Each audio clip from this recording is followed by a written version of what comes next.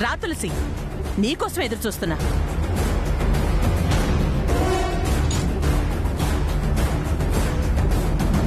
తులసి, వదిన ఏమడిగినా నువ్వు ఒప్పుకోవద్దు.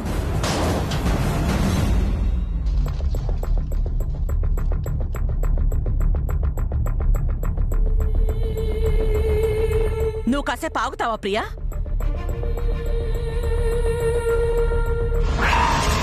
తులసి, నా కొడుక్కి మరో పెళ్లి చేయడానికి నీకు విడాకులివ్వాలని, నీకున్న అభ్యంతరాలేమిటో చెప్పమని నోటీస్ పంపించాను.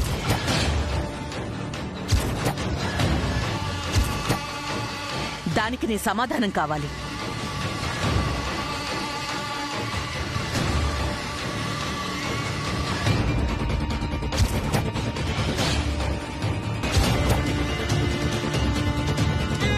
అది కూడా లాయర్ ముందే కావాలి. అందుకే వీరిని పిలిపించాను. ప్రతిదీ అభ్యంతరమే. మీరు ఆగుతారా? నువ్వు చెప్పు తులసి. ఇలా బెదిరించడం న్యాయమా లాయర్ గారు? తన చెప్పనివ్వండి. సరిపోయిందా? నువ్వు చెప్పు తులసి.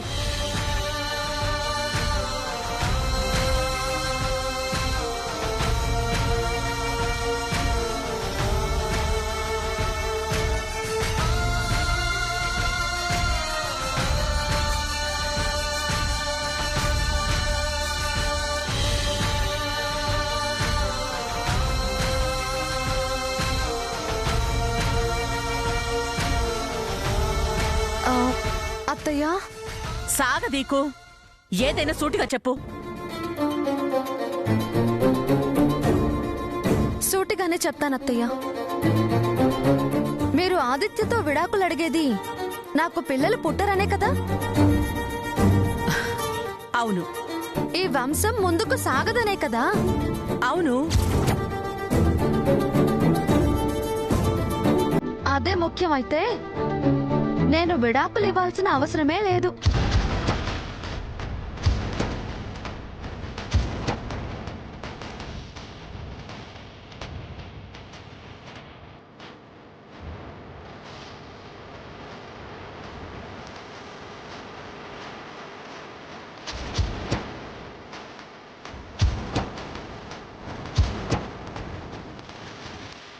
మరొకరితో ఆదిత్య పెళ్లికి నాకెలాంటి అభ్యంతరమూ లేదు.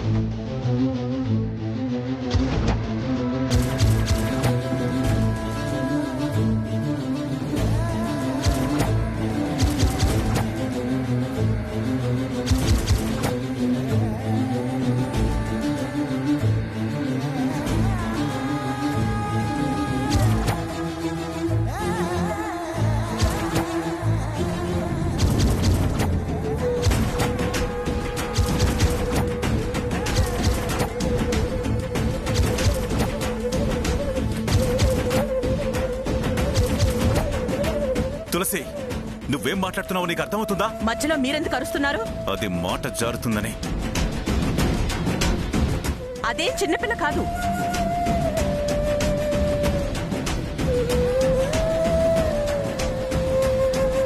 లేదు వదినా, దానికి ఆత్మాభిమానం ఎక్కువ. ప్రియా, నన్ను మాట్లాడినివ్వు.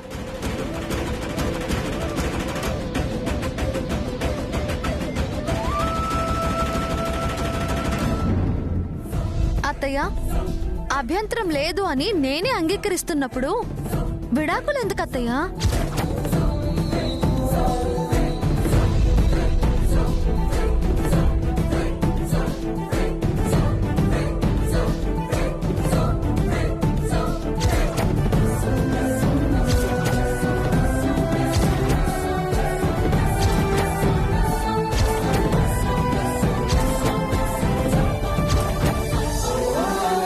ఆదిత్య పెళ్లికి నాకు ఎలాంటి అభ్యంతరమూ లేదు. ఇదేంటి ఎంత సింపుల్ గా ఒప్పుకుంది? కొంపతీసి ఇదేదైనా ప్లాన్ వేసిందా?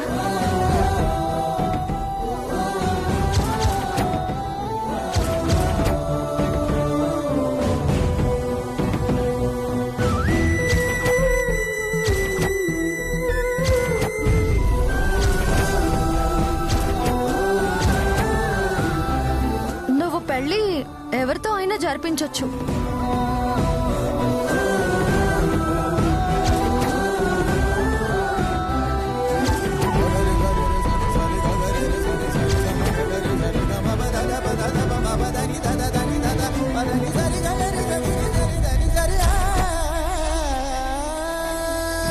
రేపు మాట మారిస్తే, వ్యాజ్యం వేస్తే చట్టం నాకు వాడికి శిక్ష విధిస్తుంది.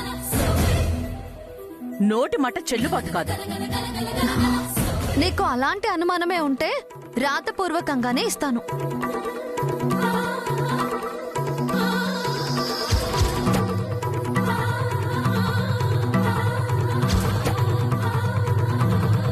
స్టాంపు పేపర్స్ మీద అంగీకార పత్రం రాయిస్తాను.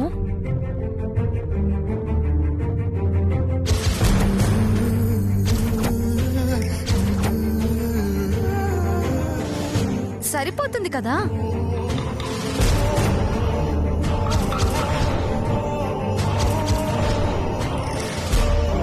ఏమంటారు లాయర్ గారు?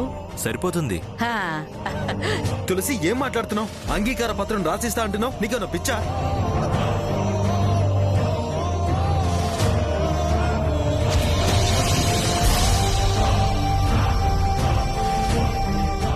కాదాదిత్య, నాకు ఈ వంశం పట్ల, దాని అభివృద్ధి పట్ల బాధ్యత ఉంది.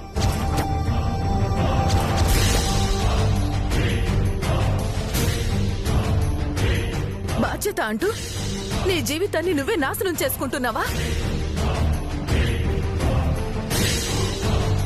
తొందరపాటు నిర్ణయాలు తీసుకోక తులసి. మావయ్య, అన్ని ఆలోచించే మాట్లాడుతున్నాను. నేను అగ్రిమెంట్ రాసిస్తాను అత్తయ్య.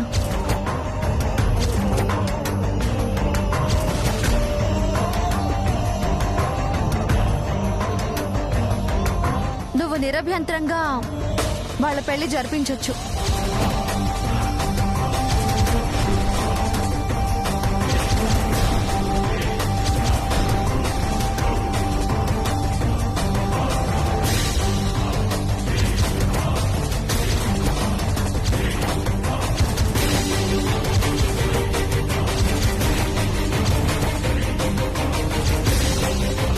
ఇదేంటి, ఇదెంతో రాద్ధాంతం చేస్తుంది అనుకుంటే సింపుల్ గా అగ్రిమెంట్ రాసిస్తానంటోంది.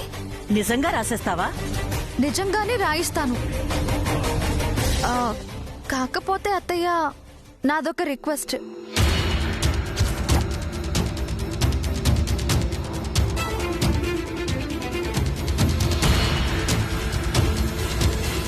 హా, పెట్టింది గొళ్ళెం. తులసి, ప్లీజ్ మావయ్య, ఏంటా రిక్వెస్ట్? ఈ పెళ్లి నా చేతుల మీదుగానే జరగాలి.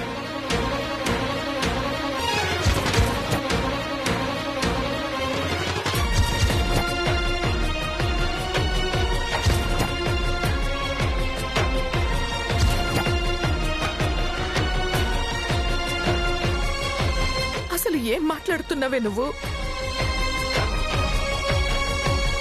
ఎన్నిసార్లు చెప్పాలి నువ్వు మాట్లాడతని? నాకా పిల్లలు పుట్టే అవకాశం లేదు.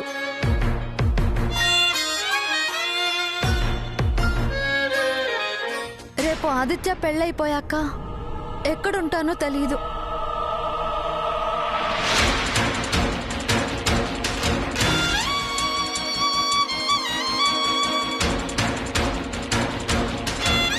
అందుకే ఈ శుభకార్యం నా చేతుల మీదుగా జరపాలి అనుకుంటున్నాను.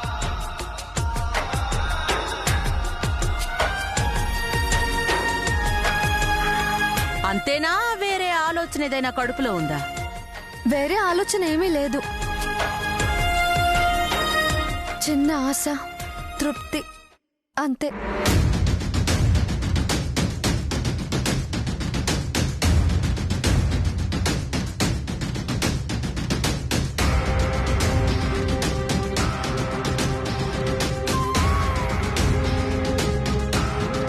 లేదత్తయ్య, ఏదో ఉండే ఉంటుంది. చెప్పవే, ఏముంది? ఏముంది? ఊరికి పుల్లలు వేయడానికి కాకపోతే? అయినా ఇది నా విషయం, నీకెందుకు? తల దూరిస్తే మాడు పగలు కొడతాను, జాగ్రత్త. నువ్వుండవే లక్ష్మి. ఏం తులసి, మాట కట్టుబడి ఉంటావుగా? ఖచ్చితంగా ఉంటానత్తయ్య.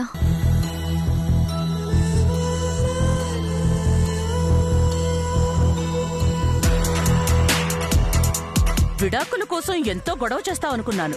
ఒప్పుకుని తేలిక పరిచావు. నువ్వే అగ్రిమెంట్ చేస్తానని చాలా సంతోషంగా చెప్తున్నావు. తను చెప్పిన ప్రకారమే కాగితం రాయండి లాయర్ గారు.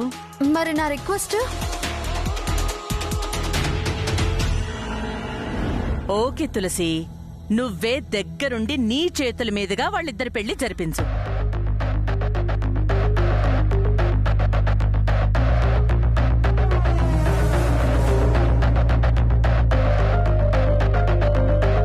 ఏదో తిరకాసుంది. ఏవై ఉంటుందబ్బా? చేతులారా నీ జీవితంలో నువ్వే నిప్పులు పోసుకుంటున్నా.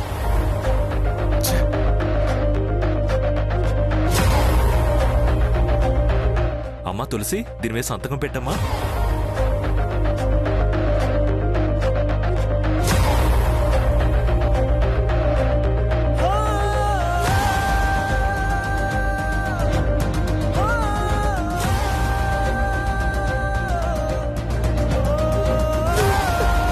దాని దురదృష్టాన్ని అదే రాసుకుంటోందిరా.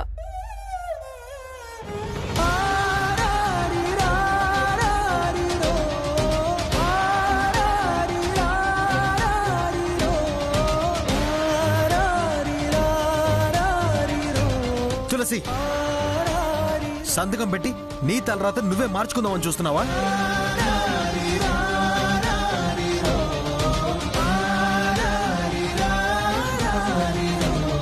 కాదురా, నీ అదృష్టాన్ని తిరగరాస్తుంది.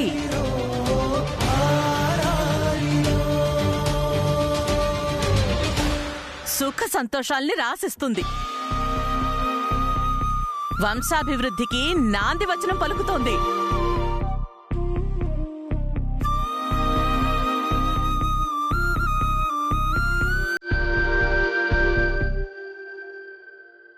నువ్వు సంతకం పెట్టు.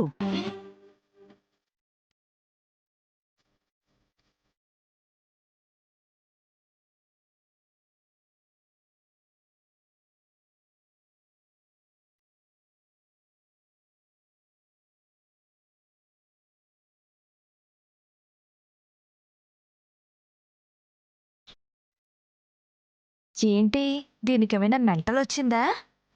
లేకపోతే ఏదైనా మెగా ప్లానే వేసిందా? దుర్గమ్మ గారు, వెళ్ళొస్తానండి. ఆ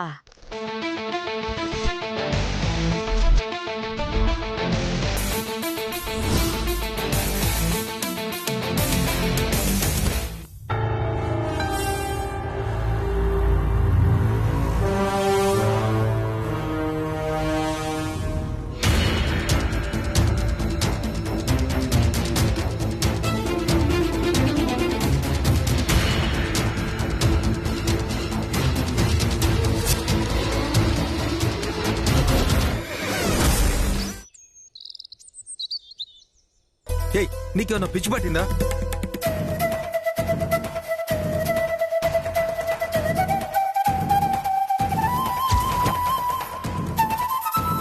అరే, నాకు సింధుకి పెళ్ళనగానే మేమందరం అప్సెట్ అయ్యాం.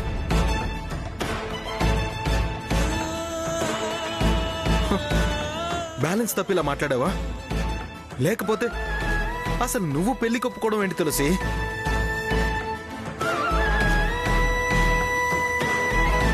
అయినా ఆ అగ్రిమెంట్ మీద సంతకం పెట్టడం ఏంటి?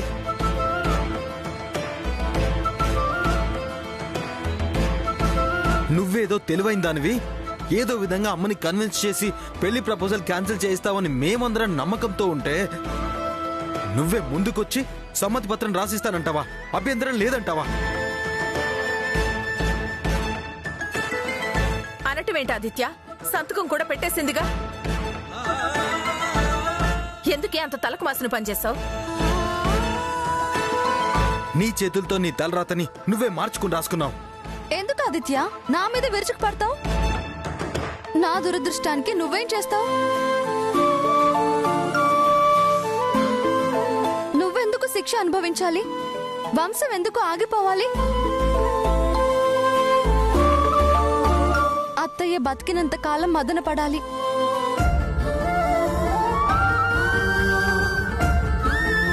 విచారంతో బతకాలి, దిగులతో గడపాలి.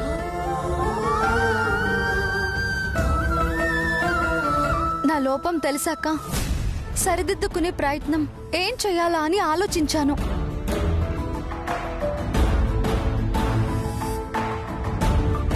అత్తయ్య ఆలోచనే కరెక్ట్ అనిపించింది.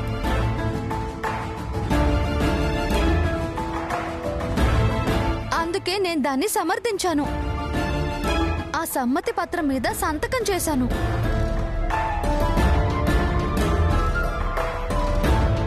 నా మూలంగా ఇంటిల్లిపాది దిగులు పడకూడదని, విచారం ఈ ఇంట్లోకి తొంగి చూడకూడదని, అత్తయ్యని సంతోషంగా చూడాలని, మన లోగిలిలో పసిపాపలు పారాడాలని ఈ నిర్ణయం తీసుకున్నాను. అందుకే సంతోషంగా సమ్మతి పత్రం రాసిచ్చాను.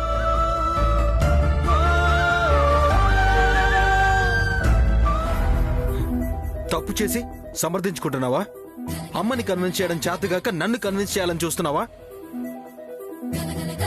చూడు తులసి, నువ్వేం చేస్తావో నాకు తెలీదు.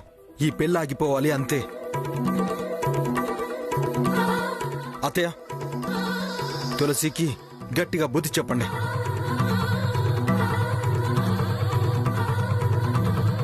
చూసావా తులసి, నువ్వు చేసిన పిచ్చి పని వాడికి ఎంత కోపం తెప్పించిందో. ప్రియా, నేను వాడి మంచి కోరే ఇదంతా చేశాను.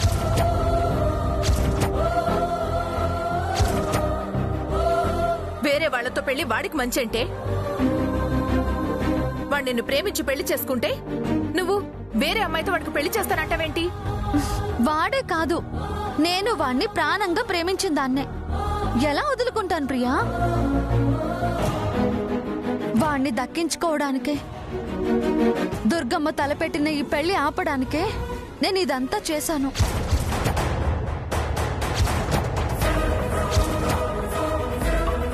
సమ్మతమైన సంతకం పెట్టి పెళ్లి ఆపడానికి వాణ్ణి దక్కించుకోవడానికి అంటావేంటే? అత్తయ్య సింధుతో వాడికి పెళ్లి అని ఎందుకందో నీకు తెలుసు కదా ప్రియా. నాకు పిల్లలు పుట్టరనే కదా. అయితే ఈ మధ్య నాకు గుండమ్మ కలిసింది.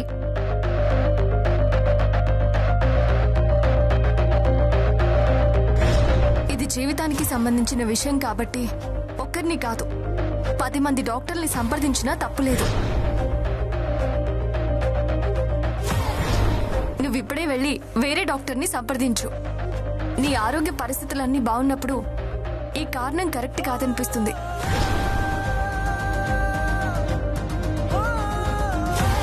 నెక్స్ట్ వీక్ నాకు తెలిసిన ఫారెన్ డాక్టర్స్ ఇండియా వస్తున్నారు. ఒకసారి వాళ్ళకి నీ రిపోర్ట్ చూపించి వాళ్ళని కూడా సంప్రదిస్తాను. అవసరమైతే ఇంకేమైనా స్పెషల్ టెస్టులు చేయించాలేమో అడుగుతాను. ఇది ప్రియా జరిగింది. ఆ డాక్టర్ నాకు పరీక్షలు చేశారు. 100% పిల్లలు పుట్టరు అనేం చెప్పలేదు. కాలం మారింది, సైన్స్ పెరిగింది, అవకాశం లేకపోలేదు అని అంది.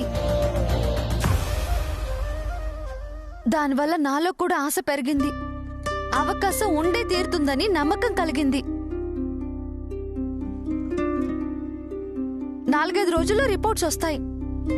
వాటిని బట్టి నా భవిష్యత్ ఏంటో తెలుస్తుంది. నాకు నా మీద విశ్వాసం ఉంది. దేవుడి మీద పూర్తి నమ్మకం ఉంది. మరిదంతా వాడికి చెప్పొచ్చు కదే. చెప్పొచ్చు ప్రియా, కానీ చెప్తే వాడు మనసులో దాచుకోలేడు. గబాల్న ఆవేశంలోనో పొరపాటునో అత్తయ్య దగ్గర నోరు జారుతాడు. అత్తయ్య మళ్ళీ నాకు వ్యతిరేకంగా ఏదో ఆలోచిస్తుంది. ఎలాగైనా పెళ్లి జరిపించాలి అని తొందరపడుతుంది. అందుకే అత్తయ్య మరొక ప్రయత్నం చేయకుండా, ఆవిడ మనసులో వేరే ఆలోచన కూడా కలగకుండా ఆ అగ్రిమెంట్ మీద సంతకం చేసి ఆవిడ్ని లాక్ చేశాను. 4 రోజుల తర్వాత నాకు ఫేవర్గా రిజల్ట్స్ వస్తే మనందరికంటే ఎక్కువ సంతోషపడేది ఆదిత్య కదా.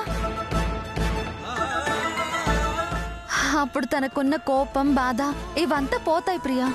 నువ్వు చెప్పింది కరెక్టే తులసి. పాపం వాడికి అసలు విషయం తెలియక తులసి ఎందుకింత పిచ్చి నిర్ణయం తీసుకుంది అని తనలో తనే బాధపడుతున్నాడు. అంతేకాదు, ఆ సింధు, కీర్తిలు చాలా తెలివిగా అత్తయ్యని బుట్టలో వేసుకున్నారు. వాళ్ళకి విషయం తెలిస్తే నన్ను అత్తయ్య చేత గృహ నిర్బంధన చేయించినా చేయిస్తారు. అందుకే అంత రహస్యంగా దాచాను. కాస్త ఓపిక పడితే భవిష్యత్తు తేలుతుంది.